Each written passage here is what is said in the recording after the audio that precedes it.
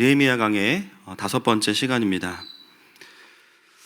3장에서 놀랍게도 이스라엘 백성들의 연합을 통해서 성전이 중수되어져 갑니다. 여러분, 중수되어진다는 말을 지난주에 들으셨죠? 원래 조금 남아있던 것을 마저 보수한다, 또 새롭게 고친다라는 뜻이었습니다. 제가 말씀을 들으면서 참 감사했어요. 왜냐하면 우리의 신앙생활은 사실은 거듭난 이후에는요, 계속해서 뭐 하는 삶일까요? 중수하는 삶이에요. 맞습니까?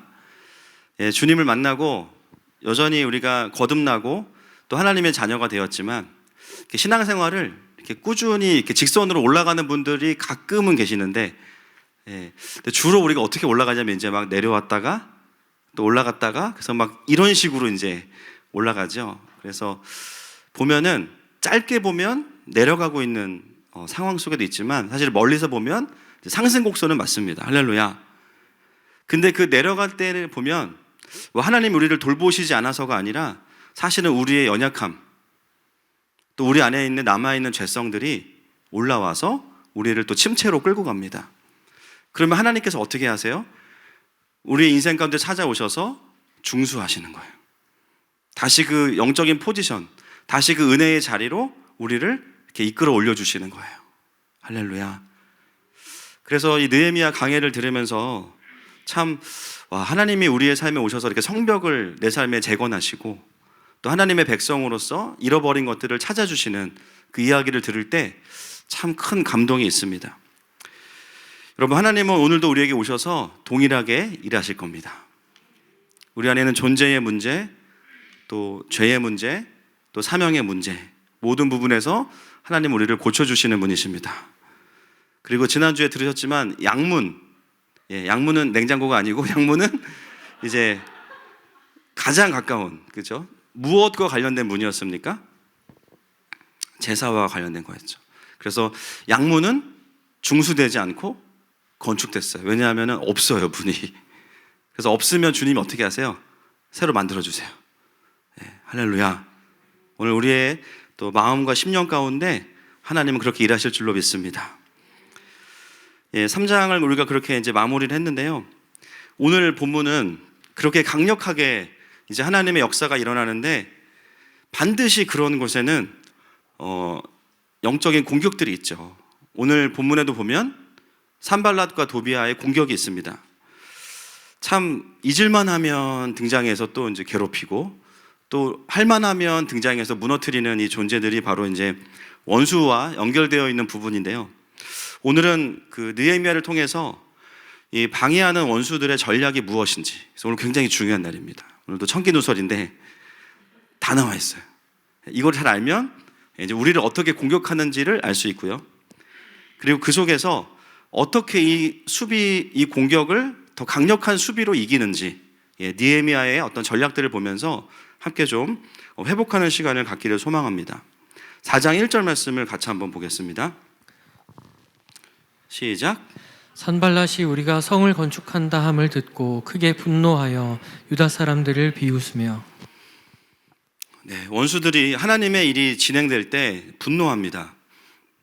본문에 나오는 첫 번째 전략이 무엇이냐면 비웃음이에요. 비웃음.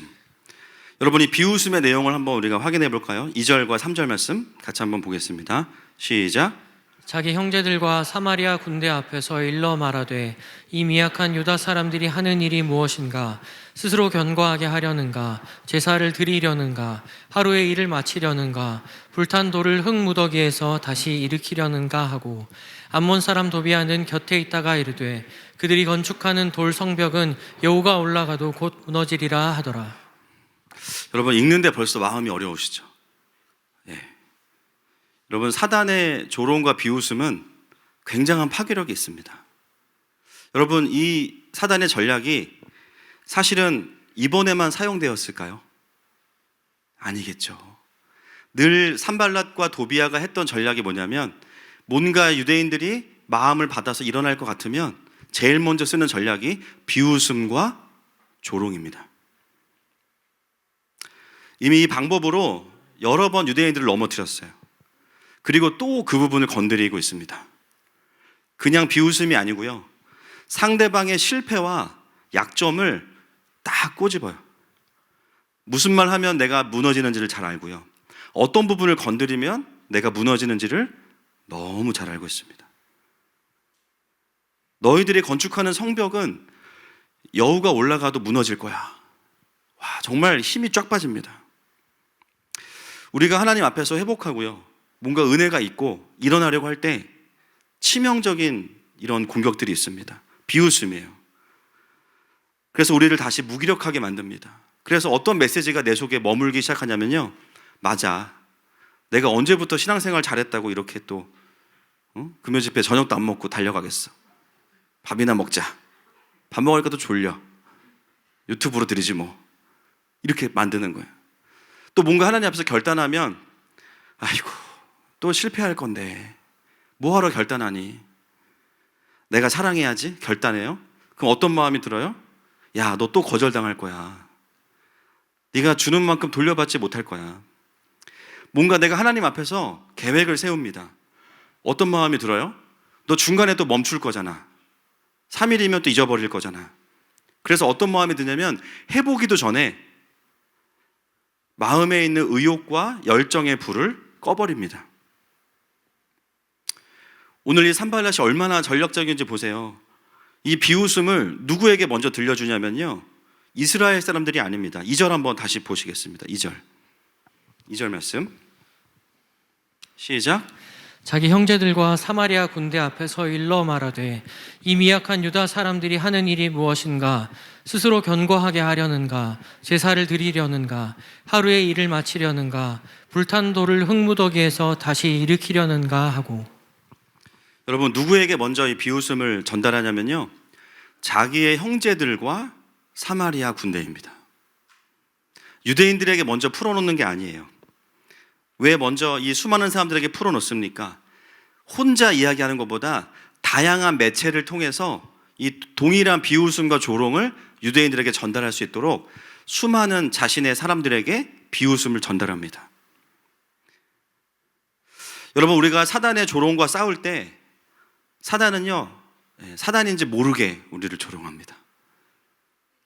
때로는 나를 너무 잘 아는 가까운 사람들. 그렇다고 뭐 남편이 사탄이다 그런 거 아닙니다. 남편 잘 때 막 이마에 십자가 그리고 그러지 마세요. 여러 루트를 통해서 우리에게 조롱과 조소를 보내요. 그래서 가능하면 가까운 사람을 통해서 그런 메시지를 전달할 때 더 파급력이 있죠. 지나가던 전혀 못 본 분이 갑자기 나를 비웃는다. 전혀 화가 좀 나긴 하지만 그렇게 파괴적이진 않아요. 그런데요, 가장 나를 잘 아는 사람들이 나에게 던지는 그 한마디가 우리의 마음을 그냥 와르르 무너뜨립니다. 사단은 할 수만 있다면 여러 채널을 통해서 우리에게 그 비웃음을 전달하고요, 우리의 마음을 지킬 수 없도록 무너뜨립니다. 그게 그들의 전략이에요. 오늘도 산발랏은 동일한 전략으로 유대인들이 열심히 세워가고 있는 그 성벽을 무너뜨리기 위해서 찾아왔습니다. 그런데요, 이전의 유대인들과 오늘의 이 하나님의 백성들에게는 다른 점이 하나 있습니다. 뭐가 다를까요? 이들에게 누가 있죠 오늘? 느헤미야가 있어요. 이전에는 그 전략이 다 무너졌는데요, 오늘은 다릅니다. 자, 4절과 5절 말씀을 보겠습니다. 시작. 우리 하나님이여 들으시옵소서. 우리가 업신여김을 당하나이다. 원하건대 그들이 욕하는 것을 자기들의 머리에 돌리사 노략거리가 되어 이방에 사로잡히게 하시고 주 앞에서 그들의 악을 덮어두지 마시며 그들의 죄를 도말하지 마옵소서. 그들이 건축하는 자 앞에서 주를 노하시게 하였음이니이다 하고. 여러분, 느헤미야는 여기서 어떻게 대처하냐면요, 논리적으로 받아칠 수 있지만 뭐 여러 가지 말할 수 있겠죠. 야, 여우가 올라간다고 무너질 것 같아? 참목사가 올라가도 이건 안 넘어져. 안 웃긴가요? 이거는 견고해. 우리가 얼마나 건축공학적으로 잘 지었는데, 그리고 나는 페르시아의 왕이 조소를 내려서 이걸 할 수 있도록 권세를 준 사람이야. 여러 가지의 논리와 권세로 받아칠 수 있지만 오늘 느헤미야는 이 조롱에 대해서 기도로 싸우는 것을 보게 됩니다. 그런데 느헤미야의 기도는요, 개인의 원한을 가지고 하는 기도가 아니에요. 여러분, 이 기도를 잘 보시면 지금 이들은 어떤 일을 하고 있냐면요, 느헤미야 개인을 향한 어떤 반항이 아니라 하나님의 역사를 방해하고 있습니다. 느헤미야의 기도는 시편에 있는 원수를 대적하는 기도들과 연결되어 있어요. 즉 이 기도는 하나님 나라를 정면으로 대적하는 자들을 향한 공적인 기도입니다. 여러분, 일반적으로 성경에서는 명백히 금하는 것들이 있죠. 복수와 저주는 금합니다. 사사로운 어떤 혐오의 감정에 근거한 저주는 금지하지만 그러나 대적해야 되는 것이 있어요. 하나님 나라를 향한 원수들의 공격은 대적해야 됩니다. 할렐루야. 그건 대적하는 거예요. 느헤미야는 자신의 어떤 논리와 변증으로 싸우지 않고요, 명백한 대적하는 기도로 싸우게 됩니다. 그래서 하나님 나라를 대적하는 것에 대해서 하나님의 공의에 근거해서 선포하고 있는 거예요. 느헤미야는 그 영적인 원리를 알고 있었습니다. 여러분, 우리가 알고 있는 진리가 있어요. 원수의 비웃음은 사실 하나님 나라의 역사를 막을 수가 없습니다. 동의하십니까? 아무리 비웃어도 막을 수가 없어요. 그냥 문제는 뭐냐면 우리가 그 비웃음을 내가 이제 믿음으로 받으면 문제가 되는 거지, 사실은 무시하면 전혀 문제가 안 됩니다. 그런데 성경에 나오는 진짜 강력한 비웃음이 있습니다. 이 비웃음을 들으면 끝나요. 시편 2편 1절부터 4절 말씀 보겠습니다. 시작. 어찌하여 이방 나라들이 분노하며 민족들이 헛된 일을 꾸미는가? 세상의 군왕들이 나서며 관원들이 서로 꾀하여 여호와 그 기름 부음 받은 자를 대적하여 우리가 그들의 맨 것을 끊고 그의 결박을 벗어버리자 하는도다. 하늘에 계신 이가 웃으시며 주께서 그들을 비웃으시리로다. 성경에 나오는 강력한 비웃음은 바로 하나님의 비웃음입니다. 하나님을 없다 하고 하나님 나라를 대적하는 자들 향해서 하나님이 뭐라고 말씀하십니까? 하늘에 계신 이가 웃으시며 주께서 그들을 비웃으시리로다. 여러분, 하나님의 비웃음은 하나님의 심판으로 드러납니다. 지금 느헤미야가 하는 기도는 뭐냐면요, 하나님 나라의 역사를 방해하고 하나님의 백성들을 조롱하는 그들을 향해서 쉽게 말하면 반사, 이렇게 하고 있는 거예요. 너네가 우리를 비웃는다고? 야, 하나님이 너희를 비웃고 계신다. 너희가 알지 못하기 때문에 지금 하나님을 분노하게 하고 있는 거야. 여러분, 원수들의 비웃음은 타당해 보여도 가짜예요. 우리가 받아들이지 않으면 아무 일도 일어나지 않습니다. 그 어떤 비웃음도 이 땅을 향한 하나님의 부흥을 막을 수 없습니다. 그들의 목적은요, 그냥 우리의 마음과 믿음을 뺏어가는 게 목표예요. 그렇게 두려워하는 원수들이 정말 두려워해야 되는 것은 뭐냐면 그들을 비웃고 계시는 하나님을 경외할 수 있어야 되는데요, 그들은 알지 못해요. 그래서 어떻게 됩니까? 그들은 심판을 당하게 되죠. 그래서 느헤미야의 4절과 5절의 기도는 두 글자로 하면 반사, 이렇게 요약할 수 있습니다. 그 밑에 써놓으세요. 반사. 야, 성벽이 무너질 거야. 우리 뭐라고 해야 돼요? 아니야, 너네가 무너질 거야. 할렐루야. 이전과 같으면요, 그 조롱과 조소 한마디에 마음을 다 빼앗겼는데 이제는 그 역할을 누가 해주냐면요, 느헤미야가 딱 중간에 가로막고 서서 유대인들의 귀를 딱 막아요. 그리고 대신 싸웁니다. 야, 저 이야기 듣지 마. 그리고 대신 그들을 향해서 반사. 전과 같으면 분명히 이런 메시지에 무너졌을 거예요. 아, 그래, 우리는 안 되나 보다. 이번에도 하나님께서 우리를 돕지 않으시나 보다. 그런데 이제는 다른 거예요. 왜냐하면 느헤미야가 하나님의 백성들과 함께하기 때문입니다. 자, 그 결과가 6절 말씀에 있습니다. 같이 한번 보겠습니다. 시작. 이에 우리가 성을 건축하여 전부가 연결되고 높이가 절반에 이르렀으니 이는 백성이 마음 들여 일을 하였음이니라. 자, 여기서 우리가 어디에 집중해야 될까요? 성전이 건축하여 연결되고 높이가 절반에 이르렀다. 너무나 감사한 일이에요. 그런데 오늘 본문은 더 중요한 얘기를 하고 있습니다. 그 다음이죠. 이는 백성이, 그렇죠, 할렐루야. 영어로 뭐라고 써있냐면 with all their heart가 됐습니다. 그들의 온 마음을 다하여 성전을 재건하였다. 그게 무슨 뜻입니까? 마음을 빼앗기지 않았다라는 거죠. 마음을 조금도 그 원수들의 조롱에, 그 힘을 빼고자 하는 전략에 마음을 빼앗기지 않고 하던 일을 계속해서 그 일들을 완성해 가고 있다는 것을 본문은 우리에게 말씀하고 있습니다. 여러분, 우리가 하나님을 알지 못할 때요, 수많은 조롱과 비웃음 때문에 늘 마음을 다 잃어버렸어요. 열심히 살아보려고 하면 다른 사람들을 보면서 마음을 잃어버려요. 그런 우리의 인생에 누가 오셨습니까? 예수님께서 오셨어요. 그 예수님은 느헤미야이십니다. 원수들의 조롱과 저주를 본인이 다 십자가에서 받으시고 우리의 마음을 지켜주시는 거예요.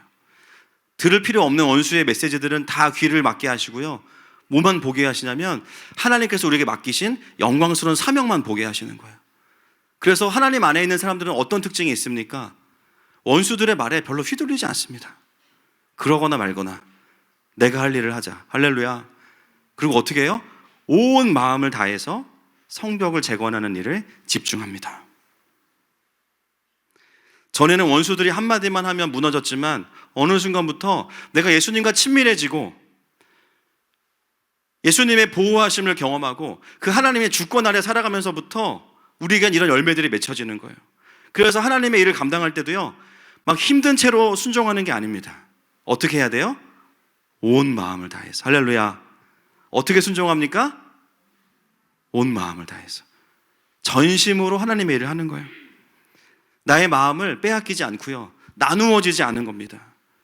그래서 그들이 온 마음을 다해서 이 사역들을 감당하게 돼요. 여러분, 오늘 우리 주님께서 이 시간에 우리에게 오셔서 원수들에게 빼앗겼던 마음들을 다 찾아주실 겁니다.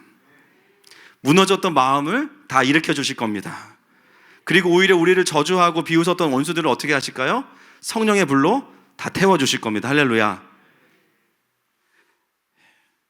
그래서 오늘 우리의 마음 가운데 온 마음의 회복이 일어날 것입니다. 자, 두 번째 공격을 보겠습니다. 두 번째 공격은요, 군사를 동원한 물리적인 공격이에요. 잠깐 이 시점에서 제가 이 산발랏의 공격을 좀 정리를 해드릴게요. 이게 아주 말 그대로 산발적인 공격 같지만 굉장히 전략적입니다, 얘네들이. 첫 번째 공격이 언제였냐면 2장에서 기억나시죠? 예, 권세, 대체 누구의 권리로 이 일을 하느냐. 굉장히 중요한 본문들인데요. 2장과 4장과 6장이 이제 공격이 있는 장인데요. 여기에는 전략이 있습니다. 2장에서도 보면 성벽 재건의 권리를 가지고 싸웁니다. 거기서 느헤미야가 뭐라고 이야기합니까? 왕의 조서를 받았다라고 이야기하면서 무시해버리죠. 여러분, 이게 어떤 공격이냐면 근본적으로는 영적인 공격이에요. 이거는 물론 모든 게 다 영적이지만 특별히 더 영적인 영역에 있어서 국한된 공격입니다. 주도권과 권세의 싸움이에요. 쉽게 말하면 정사와 권세의 싸움입니다. 여러분, 아시는 분들은 아시겠지만 지금 대한민국을 비롯한 전 세계가 이 정사와 권세의 싸움이 치열합니다. 맞습니까, 여러분? 제가 요즘에 참 감사한 것 중에 하나가 뭐냐면요, 몇 달 전까지만 해도 전혀 잘 모르던 분들이 엄청나게 깨어나고 계세요. 아니, 지금 그런 시대였구나. 지금 이런 싸움들이 일어나고 있구나. 여러분이 영적인 싸움은 어떻게 싸우냐면 복음의 권세와 하나님 나라의 법치, 하나님 나라의 말씀을 통해서 이기는 것입니다. 그래서 우리가 이 전쟁에서는요, 용을 쓰지 말고 뭐를 써라? 따라합시다. 법을 써라. 하나님의 자녀의 권세를 사용해야 돼요. 그래서 2장에서는 법적인 것을 가지고 느헤미야가 이겨버립니다. 자, 4장에서는 우리가 좀 아까 본 것처럼 조롱하죠. 이건 어떤 싸움이냐면요, 영적인 부분을 건드리지 못하니까 마음을 낙심시키는 거예요. 혼을 묶는 겁니다. 혼에 대한 공격이에요. 그런데 이걸 느헤미야가 어떻게 해요? 반사. 이겨버리죠. 그래서 2대 0입니다. 이제 남은 거 뭐냐면 영혼, 그 다음 뭐가 남았죠? 육이에요. 이런 게 다 안 통하면 물리적으로 공격합니다. 자, 7절과 8절 말씀 같이 보겠습니다. 시작. 산발락과 도비아와 아라비아 사람들과 암몬 사람들과 아스돗 사람들이 예루살렘 성이 중수되어 그 허물어진 틈이 메꾸어져 간다 함을 듣고 심히 분노하여 다 함께 꾀하기를 예루살렘으로 가서 치고 그곳을 요란하게 하자 하기로. 보십시오. 영적인 부분, 또 마음의 부분을 못 이기니까요, 어떻게 합니까? 힘으로 저지하려고 합니다. 여러분, 우리가 이 공격의 구조도 알아야 됩니다. 어떻게든 우리를 이제 묶으려고 하는 거예요. 영적인 공격은 권세로 이기고, 혼의 공격은 오히려 하나님을 붙잡고 반사. 그렇죠? 물리적인 공격들은 어떤 것들이 있을까요, 여러분? 오늘 본문에서는 군사들을 동원하지만 우리가 하나님을 섬기고자 할 때 우리에게 물리적인 공격이 어떤 것들이 있습니까? 교회만 오려고 하면 사고가 나. 진짜 희한해요. 왜냐하면 이미 그 사람은 영적인 부분이나 혼적인 거로 건드릴 수 없기 때문이에요. 가장 유치한 방법입니다. 뭔가 영적으로 내가 살아나려고 하면 뭔가 사건, 사고가 발생하는 경우가 있고요. 그리고 어떤 분들은 정말 신기하게도 예배 전에 갑자기 머리가 아파요. 근데 더 신기한 건 뭐예요? 그쵸. 예배 드리고 나면 머리가 맑아져 있어. 할렐루야. 애들도 그런 애들이 있어요. 전도사님 머리 아파요. 예배 드리면 기도 받으면 괜찮아져. 또 어떤 분들 얘들은 예배 드리기 전에 갑자기 배가 고파. 밥을 안 드셔서 그래요. 그거는 진짜 배가 고프신 거니까. 금식 가운데 은혜가 있습니다. 할렐루야. 여러분, 만약에 몸에 문제가 다 그런 건 아니겠지만 그냥 몸이 정말 문제가 있어서 아픈 거면 꾸준히 예배 중에도 아파야 되거든요. 근데 그렇게 아프던 머리가 왜 예배 중에 안 아파질까요? 공격이에요.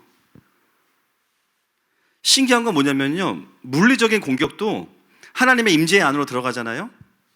사라집니다. 할렐루야. 영적으로는 공격할 수 없기 때문에 그런 유치한 방법들을 쓰는 거죠.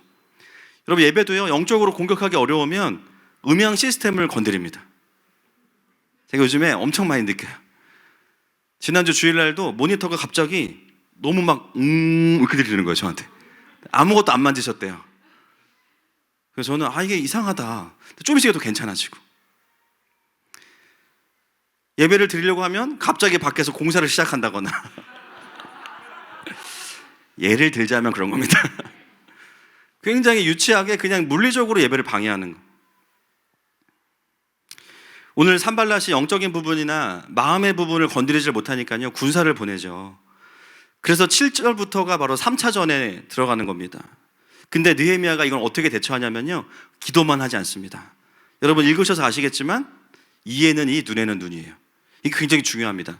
영적인 거는 권세로 이기고 비진리의 혼적인 공격은 하나님의 그 권세와 또 그리고 반사를 통해서 이기지만, 물리적인 공격이 오니까요, 어떻게 하냐면 거기에 맞추어서 누구를 세워요? 파수꾼을 세웁니다. 파수꾼을 세워요. 그리고 군대를 세워서 응전하는 것을 보게 돼요. 여러분, 영적인 공격을요, 잘 이해하지 못하면 굉장히 우리는 피상적으로 싸우게 됩니다. 막 칼 들고 덤비는데 말로 해결하자, 이렇게 되는 거예요. 느헤미야가요, 어떤 영적인 민감함을 가지고 있냐면 이 싸움이 무엇인지를 정확히 이해하고 있었고요, 어떻게 그 싸움을 싸워야 되는지를 알고 있었습니다. 많은 분들이 그런 질문들을 요즘에 하십니다. 아니, 교회가 왜 동성애 문제에 이렇게 열을 올리냐? 왜 이렇게 차별금지법에 민감하냐? 또 사회에 대해서 여러 가지 문제들의 목소리를 내냐? 정확하게 말씀드리면 이 싸움은 교회가 시작한 게 아니죠. 맞습니까? 우리는 그냥 열심히 예배드리고 있었어요. 근데 어느 순간부터 하나님 나라를 대적하는 구조들이 그냥 나라 안에 턱턱 세워지기 시작해요. 그거를 분별할 수 있는 유일한 그룹 누굴까요? 교회입니다. 교회인 거예요. 여러분, 동성애 문제만 봐도요, 우리나라는 이미 동성애를 할 사람들은 다 하고 있습니다. 제가 뭐 확인해 보진 않았지만 동성애가 금지되어 있는 나라가 아니고 다 하고 있어요. 지금 교회들이 하고 있는 싸움은 뭐냐면 그 모든 것들을 법으로 만들어서 구조화하는 것에 대해서 우리가 싸우고 있는 거예요. 진리의 싸움이죠. 여러분, 법의 구조가 세워진다는 것은 어떤 것을 의미할까요? 국가 안에 비진리의 법들이 만들어진다는 것은 어둠의 재단이 세워지는 것입니다. 그게 뭐냐면요, 사단이 마음껏 일할 수 있도록 하늘을 여는 게 아니라 땅을 열어주는 거예요. 그냥 가정이 무너지고, 여러분, 가정이 무너지면 사회는 무너집니다. 그 일들을 보면서 교회가 침묵한다면 과연 교회로서의 영광을 가지고 있는가 돌아봐야겠죠. 하나님 나라의 기초와 질서를 무너뜨리고자 하는 도전들이 있기 때문에 거기에 응전하는 것을 교회가 해야 되는 사명이 맞습니다. 이 시대에 살아있는 교회들이 해야 되는 일이에요. 저도 그냥 편안한 목회하고 싶습니다. 적당히 관리하고. 그런데요, 성도들의 삶을 들여다보고 나라와 시대를 보면서 기도하다 보면 결코 그렇게 사역할 수 없어요.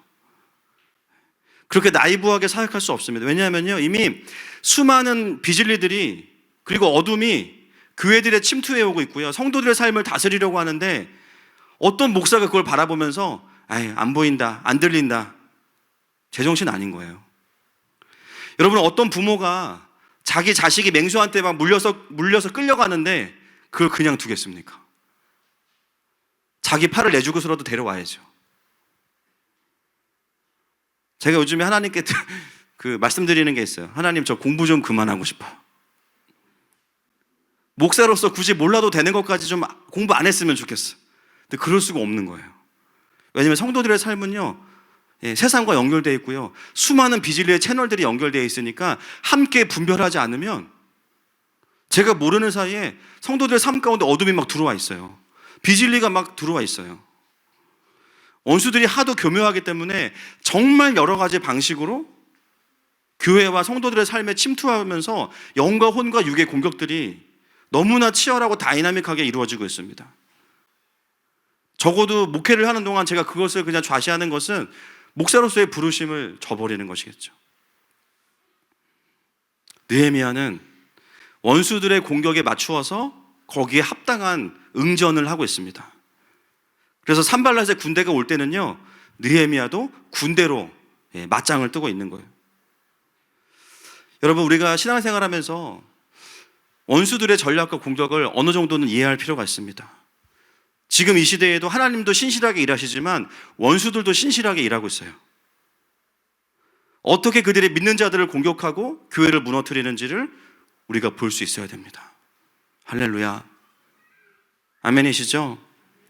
느헤미야를 보면서 참 도전이 되는 부분이 뭐냐면 그 공격들을 놓치지 않는다는 거예요.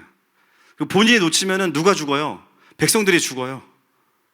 무조건 그 사이에서 이 싸움들을 감당하고 있어요.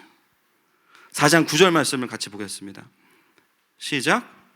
우리가 함께 기도하며 그들로 말미암아 파수꾼을 두어 주야로 방비하는데. 전에는 기도만 했다면 이제는 액션을 취하죠. 실제로 파수꾼을 둡니다. 주야로 경비를 서게 하고. 그래서 교회는 경배도 필요하고 경비도 필요해요. 할렐루야. 영적인 부분의 싸움도 해야 되고 실제로 교회를 지키는 싸움도 해야 됩니다.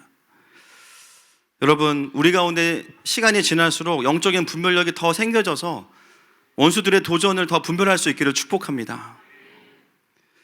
자, 오늘 본문에서 이제 진짜 고구마 100개 먹은 것 같은 이제 마지막 공격이 4차전인데요. 10절 말씀을 보겠습니다. 이 부분이 진짜 쉽지 않습니다. 10절 말씀 시작. 유다 사람들은 이르기를 흙무더기가 아직도 많거늘 짐을 나르는 자의 힘이 다 빠졌으니 우리가 성을 건축하지 못하리라 하고. 지금 느헤미야는 정말 열심히 싸우고 있고 파수꾼도 세웠습니다. 그런데요, 진짜 더 큰 문제가 어디서 발생하냐면 내부에서 발생합니다. 열심히 성벽을 지키고 경비하고 있는데 갑자기 공동체 중에 한 사람이 일어나더니 불평하는 거예요. 흙무더기가 아직도 많거늘 짐을 나르는 자의 힘이 다 빠졌으니 우리가 성을 건축하지 못할 거야. 목사님, 이렇게 예배한다고 이 나라가 바뀔 것 같으세요? 목사님, 그렇게 기도하신다고 저희 가정이 바뀔 것 같으세요? 이미 저는 가족을 사랑할 힘을 다 잃었어요. 이미 저는 회사에서 하나님 나라를 위해 살려는 열정을 다 잃어버렸어요. 모두가 다 주님 나라 위해서 열심히 살아가는데 그 중에 한 사람이 정작 내부에서, 사실 잘 보시면 너무 당연한 말이에요. 짐을 나르는 자들의 힘이 빠지죠. 흙을 나르는데. 근데 그 다음 결론이 뭐예요? 점프를 띱니다. 우리가 성을 건축하지 못할 거래요. 아군인데 적군을 너무 잘 도와주고 계신 거예요. 여러분, 성벽을 건축하는 일은 힘듭니다.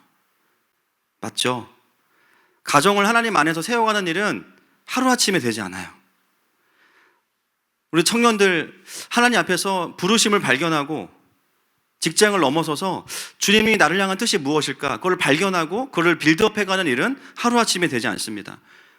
갑자기 되는 것이 아니에요. 힘이 들죠. 지금도 보니까 절반을 쌓았잖아요. 모두가 다 힘에 지나도록 그 일들을 감당하고 있는데요.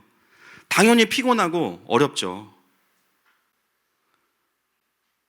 그런데 그 피로는 사실은 성벽을 쌓는 모두가 다 기쁨과 보람으로 감당하고 있어요. 맞습니까?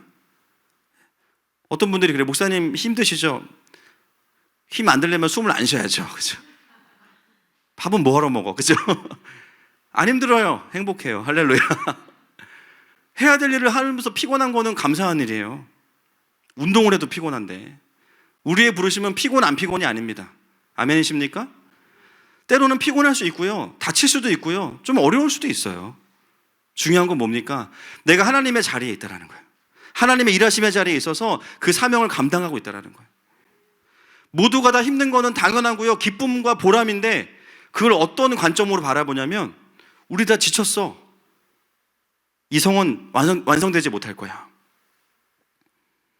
문제가 아닌 것을 문제인 것처럼 이야기합니다. 그리고 거기서 끝나는 게 아니라 성벽을 건축할 수 없다는 비질리를 그냥 확 심어버려요. 저는 오늘 본문을 보면서 산발랏의 공격보다요, 이 공격이 더 위력적이에요. 원수들은 산발랏은 원래부터 적군이니까 무슨 말을 해도 경계를 하는데요.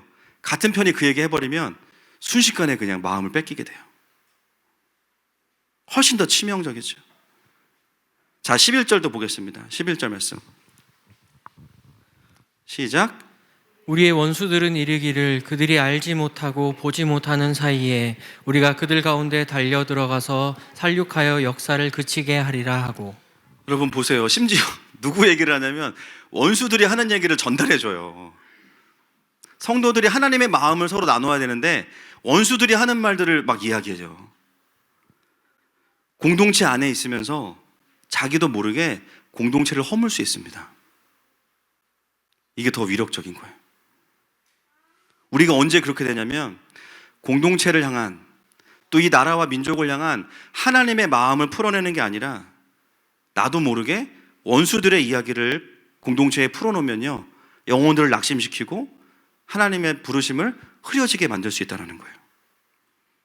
요즘 정말 속상한 게 뭐냐면요, 사실 저희 교회 너무 감사한 상황이고 정말 많은 교회들이 이 싸움에서 쉽지 않습니다.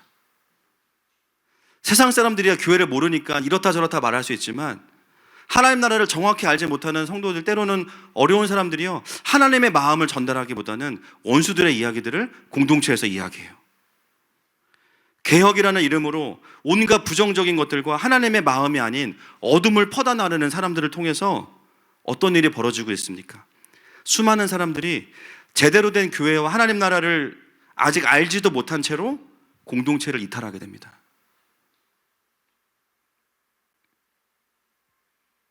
이게 4차전이에요.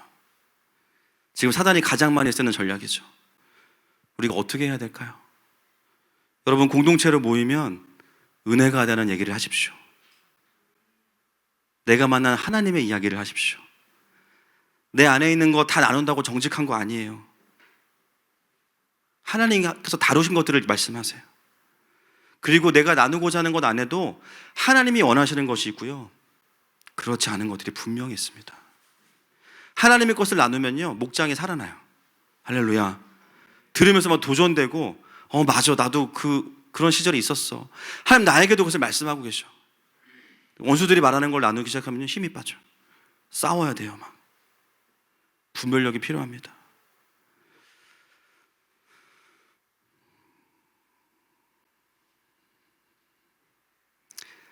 벌써 고구마 한 20개 드셨죠? 자, 이제 80개 드리겠습니다. 강해설교는 어쩔 수가 없어요. 자, 12절 가겠습니다. 조금만 참으세요. 12절. 자, 시작. 그 원수들의 근처에 거주하는 유다 사람들도 그 각처에서 와서 10번이나 우리에게 말하기를 너희가 우리에게로 와야 하리라 하기로. 자, 이제 오늘의 끝판왕입니다. 이분들은 어떤 분들인가? 원수들의 근처에 살면서 유다 사람들인데요, 뭐라고 이야기하냐면요, 대박이에요. 원수들 근처에 거하면서 성벽 재건에는 동참하진 않아요. 지금 여기 아주 죽어라 사역하고 있는데 동참 안 해요. 근데 뭐라고 하냐면은 10번이나 우리가 원수들 근처에 있으니까 위험해, 와서 우리를 도와줘. 대박이죠. 함께 성벽을 재건하는 그 부르심엔 동참하지 않으면서 자기가 원수들 때문에 위험하니까요, 공동체를 끌어와서 자기를 도와달라고 이야기하는 사람들입니다. 무려 10번이나. 여러분, 지금 이 공동체가 어떤 상황이에요? 성벽 짓는 것도 굉장히 힘든데 인원을 나눠서 파수꾼도 세우고 한 손에는 일을 하고 한 손에는 병기를 들고 싸우고 있는 상황이에요. 사람을 뺄 수가 없어요. 그런데 뭐라고 이야기합니까? 공동체의 부르심과 상황은 전혀 안중에도 없고요. 문제가 뭐냐면 내가 위험한 거야, 지금. 우리 가족이잖아. 우리 공동체잖아. 와서 나를 도와야지. 나를 안 도우면 이 공동체는 나쁜 공동체. 왜 날 돌보지 않니? 함께 참여해야 되는 하나님 나라에 대한 부분들은 전혀 고려하지 않으면서 자신의 권리만 주장하는 사람들이 오늘 본문에 등장하는 사람들입니다. 전 너무 안타까운 표현이 뭐냐면요, 원수와 가까이지는데요. 여러분, 그들이 주로 듣는 뉴스가 무엇일까요? 설교 서두에 나누었던 산발랏과 도비아의 조롱과 비웃음이겠죠. 안 된다. 성벽은 무너질 거야. 완성될 수 없어. 왜 그들이 성벽 재건에 동참하지 않습니까? 될 것 같지 않은 거예요. 자신들이 보기에는. 동참하지 않는 거예요. 그러면서 자기가 위험할 때는요, 공동체에 손을 뻗어요. 건강한 의미가 아니에요. 공동체를 나에게 맞추겠다는 거예요. 여러분, 원수들과 가까이 지내면서 상태가 어떻게 좋을 수 있겠어요?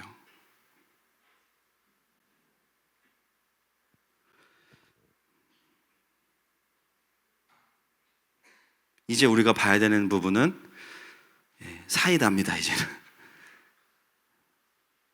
이 상황을 또 누가 해결하십니까? 느헤미야가 해결합니다. 자, 말씀 보겠습니다. 13절 말씀 시작. 내가 성벽 뒤에 낮고 넓은 곳에 백성이 그들의 종족을 따라 칼과 창과 활을 가지고 서 있게 하고. 원어로 보니까요, 성벽 뒤에 가장 낮고 가장 넓은 곳에 이렇게 돼 있어요. 거기에 모든 군사들을 모아놓습니다. 자, 그리고 14절 말씀 시작. 14절 말씀 다음 절 시작. 내가 돌아본 후에 일어나서 귀족들과 민장들과 남은 백성에게 말하기를, 너희는 그들을 두려워하지 말고 지극히 크시고 두려우신 주를 기억하고 너희 형제와 자녀와 아내와 집을 위하여 싸우라 하였느니라. 와, 제가요 진짜 보다 이런 사람 처음 봅니다. 그냥 예수님께 딱 적용하면 맞아요. 여러분, 지금 전쟁하고 성벽을 재건해야 되는데요, 그 상황을 딱 발견한 느헤미야가 어떻게 반응합니까? 세상 사람들 같으면 쳐내요. 그냥 너 원수와 가까이 있지, 그냥 월북해, 그리고 힘 빼, 너 나가. 근데 느헤미야가 어떻게 합니까? 모든 공사를 멈추게 합니다. 지금 1시가 바쁜데, 지금 너무나 위험한데 모든 사람들을 올스톱 시켜요. 그리고 군사들과 백성들을 모두가 모일 수 있는 넓은 체육관 같은 곳에 다 모이게 합니다. 여러분, 이게 어떤 걸 의미할까요? 느헤미야가 보기에 이것은요, 굉장히 중요한 포인트라는 거예요. 이거를 그냥 놓치고 가면 큰일 난다. 그런데 어떻게 이걸 해결해야 되는가? 여기서 이제 하나님 사람의 리더십이 나오는 것이죠. 자, 그리고 나서 그 사람들을 모두 다 한 자리에 모아놓고 나서 하는 이야기가 15절부터 23절까지 말씀이에요. 같이 한번 읽어보겠습니다. 시작. 15절부터 띄워주십시오. 시작.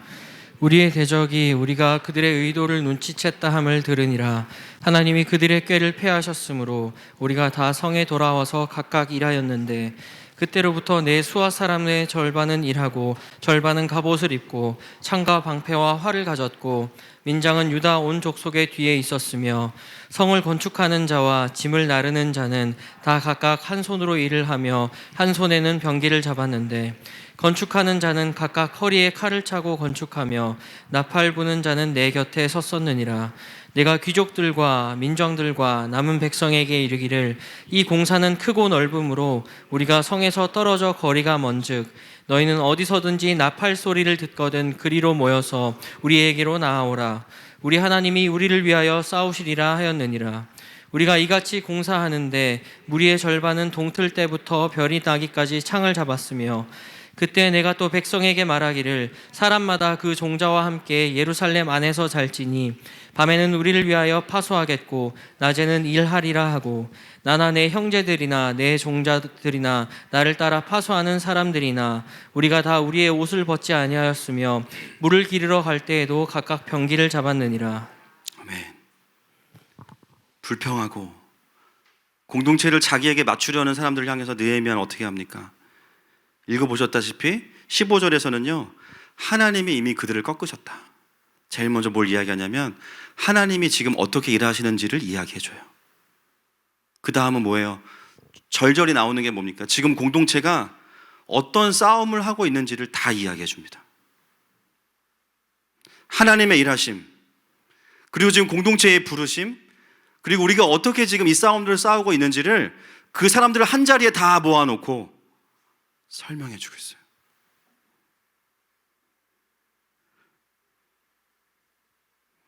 느헤미야는 이 상황을 어떻게 분석하냐면요 나쁜 사람이라고 보지 않아요. 그들이 알지 못했기 때문이라고 생각하는 겁니다.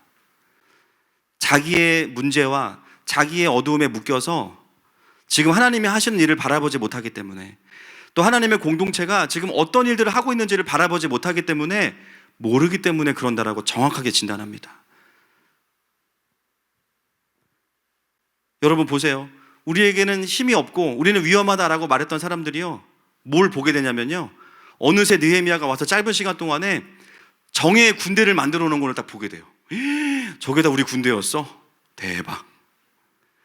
그리고 다 같이 모여서 모두가 다 얼굴에 흙을 묻히고 모두가 다 정말 땀을 뻘뻘 흘리면서 수고하고 애쓰고 있는 이야기들을 다 듣게 되는 거예요. 저 사람들은 뭐 하는 사람들이고 이 사람들은 뭐 하는 사람들이고 지금 우리가 교대로 성을 지키면서 우리가 싸우면서 이 일들을 하고 있다. 그 이야기들을 느헤미야가 다 이야기해 주는 거예요. 느헤미야가 기대하는 것이 무엇입니까? 모든 백성들이, 그들을 포함한 모든 백성들이 마음을 새롭게 할 수 있는 기회를 주고 있는 거죠. 우리가 후반부에 봤던 유대인들은 어떻게 보면 공동체를 어렵게 할 수 있는 사람들입니다. 실제로 많은 사람들이 시험 들었을 수도 있어요.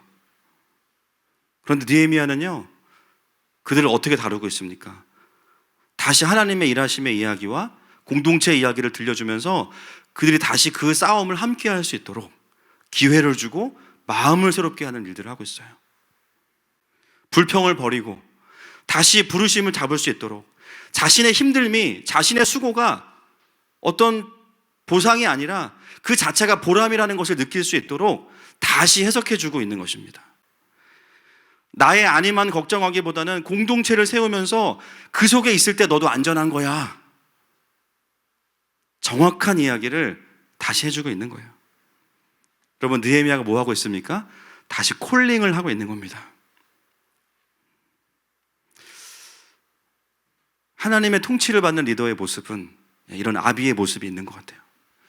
멀어진 자들을 다시 공동체 안으로 데려가고 그 부르심의 영광에 연결시켜서 함께 갈 수 있도록 도전하는 사람. 느헤미야는요 지금 전쟁하는 것도 중요하고 성벽을 재건하는 것도 다 중요하지만 공동체가 함께 가지 못한다면 안 된다.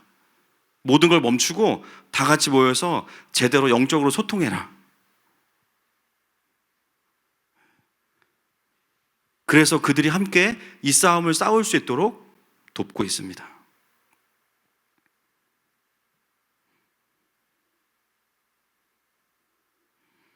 여러분 이 마지막 본문이 우리에게 던지는 적용이 무엇일까요?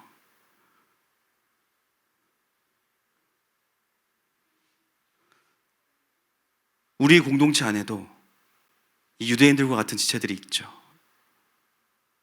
내 마음속에 하나님 주시는 부담 있는 지체들이 있을 수 있어요. 어쩌면 지금 내가 그런 유대인일 수도 있어요. 그런 우리에게 하나님 뭐라고 말씀하십니까? 너 틀렸어? 라고 하시지 않습니다. 지금 하나님이 무슨 일을 하시는지를 말씀해 주시고 공동체의 부르심이 무엇인지를 다시 하나하나 말씀해 주세요.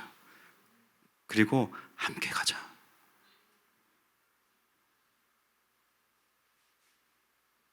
너와 함께 예배하는 저 집사님이, 저 장로님이 저렇게 지금 잘 싸우고 계셔. 저 전도사님, 저 목사님이 각자의 삶에서 이렇게 다 싸우고 있어. 그 영광을 보여주는 거예요.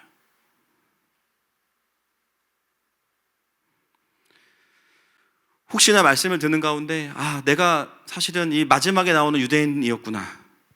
공동체에 부르시면 관심이 없었고 이 시대를 향한 하나님의 마음에 관심이 없었고 그냥 나의 안위만 생각했구나. 내가 원수와 가까이 지냈구나. 그런 깨달음을 주신다면 답은 무엇일까요? 여러분, 공동체 안으로 들어오시면 됩니다. 어려운 거 아니에요. 예배 빼먹지 마시고 훈련 있다 그러면 다 신청하시면 됩니다. 저희 보니까 해봅니다 1단계 7번째 듣는 형제가 있어요. 누군지 말씀은 안 드리겠습니다. 8번째는 강의를 시키려고 생각 중입니다 지금. 제가 왜 그렇게 매번 듣냐 했더니 목사님 계속 바뀌어요. 그러면서 그 미묘한 차이지만 공동체가 뭔가 바뀌고 전진하는 부분들 때문에 안 들을 수가 없다는 거예요. 그 흐름과 같이 가고자 하는 그 강력한 의지가 전 너무 도전이 되고 감사했어요. 교회 훈련과 예배와 목장을 놓치지 않는 거, 그게 진짜 나를 지키는 거예요. 공동체와 함께 하나님 나라를 세워가고 싸워가는 거, 그게 진짜 나를 지키는 겁니다. 여러분, 사단의 그 미혹과 공격이 너무 치열해요. 너무 치열합니다. 그래서 저는 어쨌든 그게 보이잖아요. 저거 아닌데 어떻게 우리가 보호받을 수 있어요? 공동체 안으로 들어오셔야 돼요. 유튜브로 예배할 수도 있고 여러 가지로 할 수 있지만 공동체와 멀리 지내는 거 결코 좋은 거 아닙니다. 사단이 그냥 두지 않아요. 제가 보니까 코로나 시대가 오면서 사단이 지금 아주 쾌재를 부르죠. 조금만 공동체와 틈이 있으면 그걸 비집고 들어가서 틈을 이렇게 벌려놓습니다. 제가 마지막에 이 느헤미야의 모습을 보면서 정말 감동이 됐어요. 누군가 떠오르고 사실 그 전에 저는 과거의 저를 떠올렸습니다. 저 역시도 공동체의 마음을 빼앗을 만한 불평을 했고 또 더 젊을 때에는 교회가 뭔지도 모르면서 그냥 한국 교회를 욕하고 판단했었고 공동체의 부르심에 나를 맞추기보다는 공동체를 나에게 맞추려고 했고 따라오지 않으면 공동체를 원망했던, 그러면서 딱히 교회를 위해서는 별로 한 것도 없었던 그런 저를 보게 하셨어요. 그런데 어느 순간 하나님이 저에게 느헤미야가 되어주신 거예요. 성모가, 지금 내가 이런 일들을 하고 있고 내가 이 땅의 교회들을 통해서 이런 일들을 하고 있어. 부담 주시는 게 아니라 그 영광을 보니까 어느 순간 제가 원수와 가까이 있기보다는 공동체와 가까이 있더라고요. 벽돌 하나라도 더 나르고 힘든 지체들이 있으면 도와주고 함께 그 일들을 감당하는 자리로 하나님 조금 더 저를 옮겨주신 것 같아요.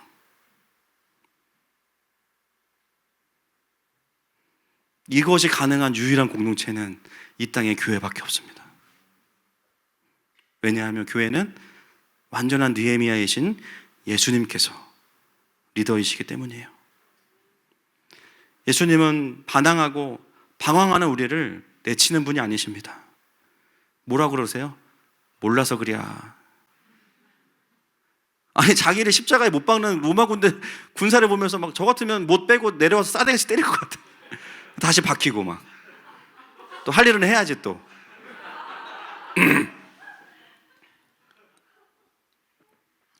예수님 그거 달려가지고 무슨 기도 하시는 거예요? 하나님 저들을 용서해 주세요. 지금 자기가 뭐 하는지 몰라요. 쟤네들 용서해 주세요. 우리가 하여튼 주님을 잘못 골랐어요. 진짜 너무 힘든 것 같아. 그 자신에게 피해를 주고 악함을 가지고 나오는 로마 군사를 향해서 용서해달라고 알지 못한다고 이야기하시죠. 그 예수님이 오늘 우리에게도 찾아오셔서 말씀하시죠.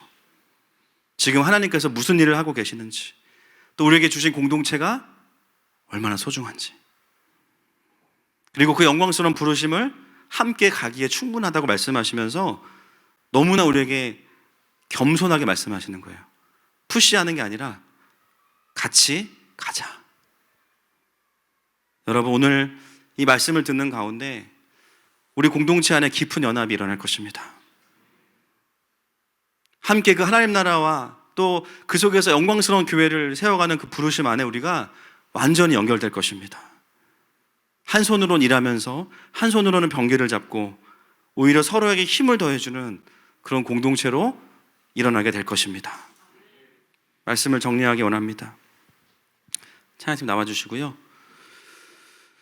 오늘 우리는 사단의 전략을 함께 보았습니다. 개인적으로 우리가 이제 기도하면서 싸워야 될 부분들이 이 영혼육의 공격들 좀 싸워야 되고요.